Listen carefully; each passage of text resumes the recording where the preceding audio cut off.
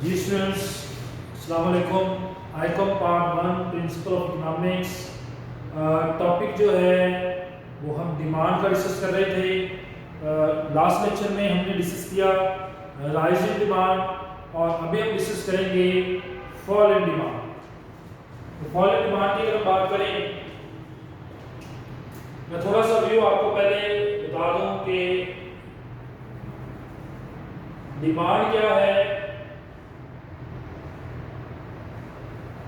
ताकि आपको fall in demand का कॉन्सेप्ट प्रॉपर पता चल सके। इसलिए आप सबसे पहले ये चीज़ सीखेंगे कि डिमांड क्या है। डिमांड में desire to desire to purchase,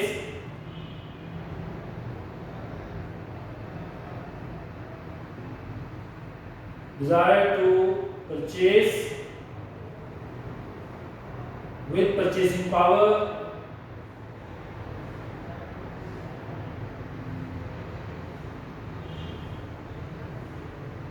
demand होता है, अगर उर्दू में इसका कॉन्सेप्ट सुने तो तलब। किसी भी चीज की जब तलब होती है कंज्यूमर को, तो उसमें देखना ये होता है कि उसके माइंड में एक ख्वाहिश क्या है चीज को खरीदने की, और ख्वाहिश के साथ साथ क्या उसके पास एक परचेजिंग पावर भी है कि नहीं, वो उसको खरीद भी सकता है कि नहीं खरीद सकता। ये है एक डिमांड जिसको शॉर्टली आपको एक्सप्लेन कर रहा हूँ। प्रीवियस लेक्चर में डिटेल से डिस्कस कर चुके हैं। इसके साथ एक वर्ड लॉ ऑफ डिमांड क्या होता है। Law of demand, when the price of commodity increase,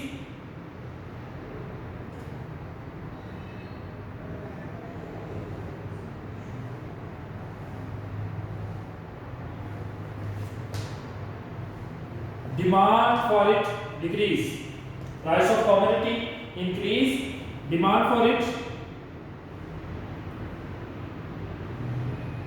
decrease. When the price of commodity decrease,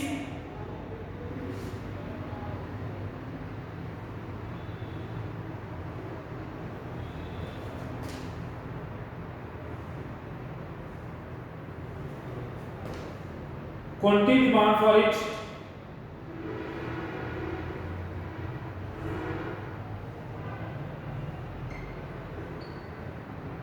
increase. ये है लॉ ऑफ डिमांड, जो लास्ट लेक्चर में, प्रीवियस लेक्चर में डिटेल से पढ़ चुके हैं कि किसी भी शेयर की जब कीमत बढ़ती है उसकी डिमांड कम हो जाती है, और किसी भी शेयर की कीमत जब कम होती है उसकी डिमांड बढ़ जाती है। ये हमने एक पढ़ा था लॉ ऑफ डिमांड। इसकी कुछ असम्पशंस थी और इसकी लिमिटेशंस भी थी। लिमिटेशंस लाइक डिफरेंट गुड्स वगैरह में, बेसिक जो रेयर चीज़ें होती हैं उनमें। और इसको हमने जो एक्सप्लेन किया था कि some price of commodity per unit की बात करें तो उसकी क्वांटिटी डिमांड जो आपके सामने है वो 10 है। जैसे प्राइस बढ़कर 4 हुई, क्वांटिटी डिमांड 8 हो गई। जैसे प्राइस बढ़कर 6 हुई, क्वांटिटी डिमांड 6 हो गई। प्राइस बढ़कर 8 हुई, क्वांटिटी डिमांड 4 हो गई। प्राइस बढ़कर 10 हुई, क्वांटिटी डिमांड 2 हो गई। जैसे जैसे प्राइस बढ़ रही है वैसे वैसे क्वांटिटी डिमांड जो है वो डिक्रीज हो रही है। अगर अपोजिट रिलेशन में देखें तो जैसे जैसे प्राइस कम हो रही है वैसे वैसे क्वांटिटी डिमांड डिक्रीज हो रही है। इसलिए जो डिमांड है इसका जो कर्व है वो नेगेटिव रिलेशनशिप शो करता है। ये अपोजिट चलते हैं, डिमांड और जो प्राइस है ये इनका अपोजिट रिलेशन होता है, ये एक दूसरे के अगेंस्ट चलते हैं। तो ये हमारे एक प्रीवियस टॉपिक थे जिसमें हम डिटेल से डिस्कस कर चुके हैं। आज का जो हमारा टॉपिक है वो है rise fall in demand. Rise in demand हमने डिस्कस कर लिया। आपको थोड़ा सा एक्सप्लेन इसलिए किया था कि आपके माइंड में हो कि सिंपली लॉ ऑफ डिमांड क्या होता है।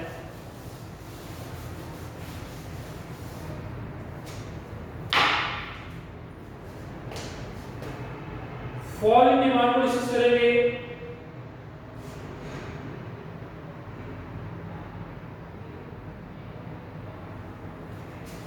फॉल इन डिमांड में when the price of commodity same, जो पर यूनिट प्राइस है वो सेम रहे लेकिन डिमांड जो है वो कम हो जाए, इसे कहते हैं फॉल इन डिमांड। यहाँ पे मैंने डिस्कस किया था law of demand.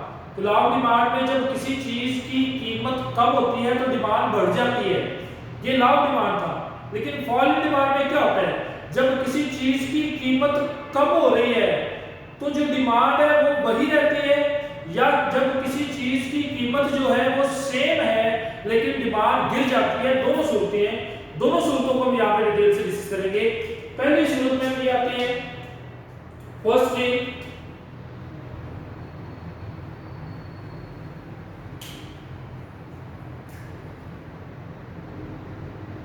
price of commodity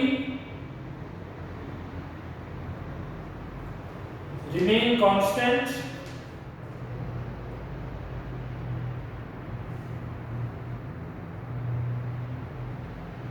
price of commodity remain constant,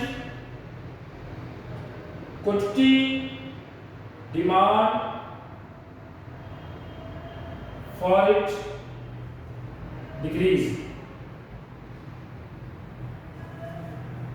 किसी भी कीमत किसी भी कम्युनिटी की कीमत जब सेम रहती है, वही रहती है, कांस्टेंट रहती है, तो उसकी डिमांड जो है वो डिक्रीज हो जाती है।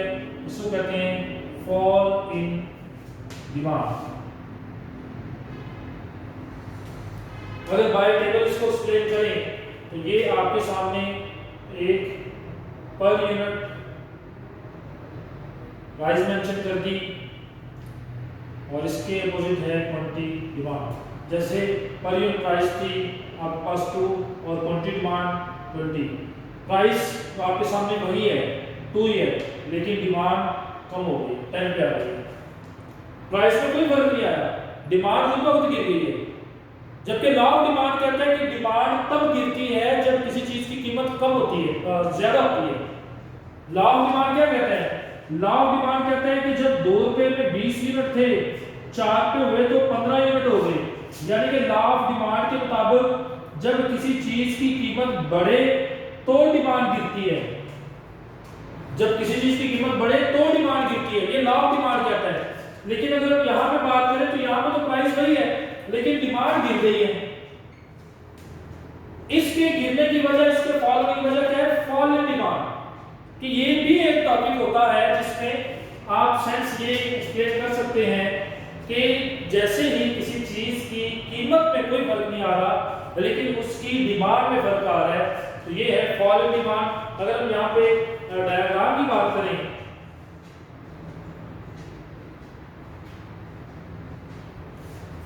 तो डायग्राम की सेंस में आप सेम एक कर्व बनाएंगे।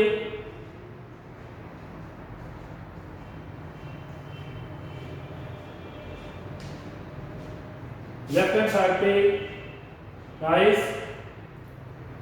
क्वांटिटी, डिमांड आपके सामने क्वांटिटी है 10, 20, 30 सम वैल्यूज 2, 4। जब प्राइस 2 थी आपकी क्वांटिटी डिमांड कितनी थी 20। ये आपके सामने एक डिमांड कर्व है। अब आपकी प्राइस 2 ही है, डिमांड 20 है। जब प्राइस 2 ही रही और डिमांड कम होगी, कितनी होगी 10। ये यानी कि प्राइस आपकी वही है लेकिन डिमांड आपकी कम होगी, तो ये डिमांड का बैकअप पे आ रहा है। अगर आपको प्रीवियस लेक्चर याद हो तो वहां पे राइजिंग डिमांड में जो डिमांड कर्व था वो नेक्स्ट लेफ्ट टू राइट जा रहा था, इसलिए हम कहते थे राइजिंग डिमांड। लेकिन अगर इसकी आप बात करें तो राइट टू लेफ्ट आ रही है, राइट टू लेफ्ट डिमांड नीचे की तरफ आ रही है, तो इसको हम इसलिए कहते हैं कि फॉल इन डिमांड। तो ये आपके सामने एक कॉन्सेप्ट है कि किसी चीज की कीमत वही रहे लेकिन उसकी डिमांड गिर जाए, उसको कहते हैं फॉल इन डिमांड। एक सेकंड पोजीशन भी है इसकी, उस सूरत को भी आप यहाँ पे डिस्कस कर लें।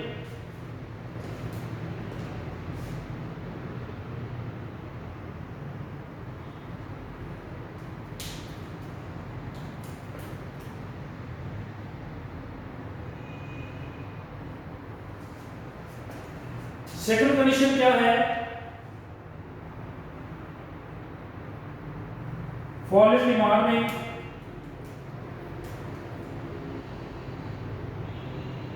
Price of commodity decrease, price of commodity decrease but not change in quantity demand, या demand remain constant,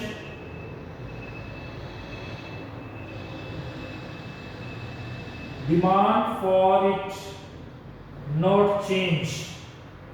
simple word में आप ये भी कह सकते हैं कि किसी भी शेयर की कीमत कम हो रही है लेकिन उसकी डिमांड वही की वही है, इसको भी कहते हैं कि उस डिमांड की वैल्यू नहीं है, वो गिर गई है। बेसिकली लॉ ऑफ डिमांड आपसे मैं ये एक्सप्लेन करता हूँ। लॉ ऑफ डिमांड ये कहता है कि जब भी किसी चीज़ की कीमत जो है 4 थे जब प्राइस, तो आपके पास 15 यूनिट थे, जो प्राइस कम हो गई 2 हो गई तो आपके पास 20 यूनिट हो गए। प्राइस गिर जाने से क्वांटिटी डिमांड जो है वो बढ़ जाती है। ये लॉ ऑफ डिमांड कहते हैं कि किसी भी चीज़ की कीमत गिर जाने से उसकी जो डिमांड है वो बढ़ जाती है, ये लॉ ऑफ डिमांड कहते हैं। लेकिन फॉल इन डिमांड क्या कहता है? फॉल इन डिमांड कहता है कि किसी भी चीज की कीमत जो है वो कम होने से डिमांड वही रहती है, इसे कहते हैं फॉल इन डिमांड। ये आपके सामने प्राइस है, ये आपके सामने क्वांटिटी डिमांड है। अब अगर क्वांटिटी डिमांड की करेगा तो ये 4 to 2 हो रही है प्राइस, यानी कि 4 से 2 पे आ रही है। 4 में भी 10 यूनिट खरीदे गए थे 4 के हिसाब से, अगर यूनिट की प्राइस जो है वो 2 के हिसाब से तो भी 10 यूनिट ही परचेज किए गए हैं। तो इससे प्रूव हुआ कि प्राइस कम हो रही है लेकिन डिमांड वही है, तो इसको भी कहते हैं फॉल इन डिमांड। इसका अगर आप बाय डायग्राम देखें तो डायग्राम के सेंस में, डायग्राम आपके पास ये एक कर्व, इधर से ये कर्व, ये आपके सामने y एक्सिस है, x एक्सिस है, ओरिजिन पॉइंट है, इधर आप प्राइस रख लें 2 4, ये आपके पास प्राइस है, ये आपके पास क्वांटिटी है 10 20 30 सपोज है। टेबल के मुताबिक देखें 2 के मुताबिक आपके पास, 4 के मुताबिक आपके पास जो डिमांड थी वो 10 है, ये आपका डिमांड कर्व है 4 के मुताबिक 10 है। अगर 2 की बात करें तो 2 के मुताबिक भी आपकी जो डिमांड है वो 10 है, तो ये भी आपका कर्व है। तो ये राइट टू लेफ्ट हो रहा है, राइट से लेफ्ट आ रहा है, इस तरह कर्व आ रहा है। इसको भी डिमांड का गिरना कहते हैं। डिमांड कम पीछे की तरफ ही आ रही है। 4 में 10 थे, 2 में 10 है। पहले 4 में 10 ये डिमांड का था, 2 में 10 है, तो ये डिमांड का नीचे की तरफ आ गया। प्रीवियस लेक्चर में अगर आपने देखा हो तो उसमें सेकंड जो सिचुएशन थी वो क्या थी कि डिमांड राइजिंग हो रही थी, तो राइजिंग किसी भी एंगल से कर्व को अप की तरफ लेके जा रही थी डिमांड कर्व को। लेकिन हमने ये फर्स्ट कंडीशन अगर पढ़ी तो भी डिमांड जो है राइट टू लेफ्ट हो रही है, अगर हमने सेकंड कंडीशन पढ़ी तो भी डिमांड जो है वो left to right to left हो रही है। तो इसे कहते हैं डिमांड का गिरना। ये आपके पास डिमांड का एक टॉपिक है, इसकी कुछ आपके सामने अजम्पशंस भी हैं जो आपके माइंड में होनी चाहिए। ये रूल लागू कब होता है कि सबसे पहले तो ये इम्प्लीमेंट है इसके अजम्पशन के पॉइंट ऑफ व्यू से कि अदर्स फैक्टर इस पे इन्वॉल्व होते हैं, इफेक्ट करते हैं। अदर फैक्टर्स में मैं आपको एक्सप्लेन किया था डेफिनेशन टाइम भी, अभी भी आप सुने। अदर फैक्टर्स में आपके पास है जी कंज्यूमर इनकम, ये चेंज हो सकती है। कंज्यूमर इनकम के चेंज होने की वजह से भी इसकी डिमांड जो है वो चेंज हो जाती है। इसकी बेस्ट एग्जांपल ये भी है कि अगर वन डिश यूज हो रही है फॉर डिनर टाइम, अगर किसी आदमी की इनकम इंक्रीज हो जाती है तो वही सेम प्राइस जो मार्केट में एग्जिस्ट करती है कमोडिटी की, उसी प्राइस पे उसके एक्सपेंस जो है वो बढ़ जाते हैं, उसकी डिमांड जो है वो बढ़ जाती है। वजह क्या है कि उसकी इनकम इंक्रीज हो गई है। ये भी हो सकता है कि उसकी इनकम कम हो जाने की वजह से, कीमत चीजों की तो वही थी मार्केट में, लेकिन इनकम कम हो जाने की वजह से उसकी डिमांड भी कम हो गई। तो ये असम्पशन दोनों सेंस में आती हैं कि डिमांड अगर बढ़ रही है तो भी इनकम असर कर रही है, डिमांड अगर कम हो रही है तो भी इनकम असर कर रही है। लेकिन प्राइस का कोई इफेक्ट नहीं है, प्राइस उसकी मार्केट में सेम ही है। तो ये एक फैक्टर आपका इनकम का भी है। अदर फैक्टर की अगर बात करें तो फैशन भी एक बहुत बड़ा फैक्टर है। किसी भी कंज्यूमर के लिए फैशन एक बहुत बड़ा फैक्टर है कि फैशन की वजह से भी उसकी जो डिमांड है वो कम या ज़्यादा होती रहती है। अगर आप देखें नॉर्मल ड्रेस आप परचेज कर रहे हैं, तो अगर आपने पेरेंट्स के लिए कोई गिफ्ट के तौर पे परचेज करना हो तो भी आप प्राइस को नहीं देखते, डिमांड बढ़ जाती है। फेस्टिवल्स वगैरह आ जाएं तो भी आपकी डिमांड बढ़ जाएगी। तो इस तरह फैशन बहुत ज़्यादा डिपेंड करता है। फैशन के साथ साथ अगर हम बात करें वेदर की, तो वेदर भी बहुत ज़्यादा डिपेंड करता है।